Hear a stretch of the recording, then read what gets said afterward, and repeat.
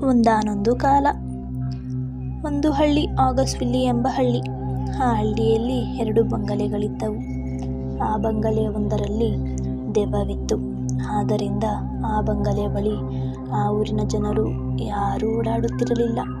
ಹಾಗಾಗಿ ಅಲ್ಲಿನ ಮಾಲೀಕನಿಗೆ ತುಂಬ ಚಿಂತೆಯಾಗಿತ್ತು ಮತ್ತು ಅದರ ಬಗ್ಗೆ ತುಂಬ ಯೋಚಿಸುತ್ತಿದ್ದನು. ಅವನಿಗೂ ಗೊತ್ತಿರಲಿಲ್ಲ ಯಾವ ಬಂಗಲೆಯೊಳಗೆ ದೆವ್ವವಿದೆ ಎಂದು. ಆದ್ದರಿಂದ ಆ ಮಾಲೀಕನಿಗೆ ಆವಾಗ ಒಂದು ಉಪಾಯ ಉಳಿಯಿತು.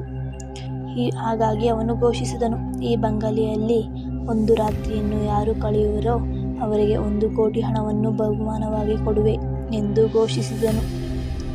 ಅದನ್ನು ಕೇಳಿದ ಊರಿನಲ್ಲಿರುವ 2 ಗೆಳೆಯರಾದ ಕೆವಿನ್ ಮತ್ತು ಡೇವಿನ್ ಎಂಬ 2 ಗೆಳೆಯರು ಯೋಚಿಸಿ ಮಾತನಾಡತೊಡಗಿದರು.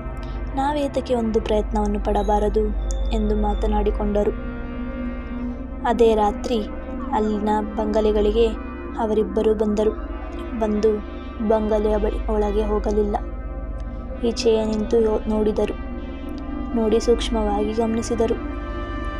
ಒಂದು ಬಂಗಲೆಯ ಮುಂದೆ ಹೆಜ್ಜೆ ಗುರುತುಗಳನ್ನು ಕಂಡರು.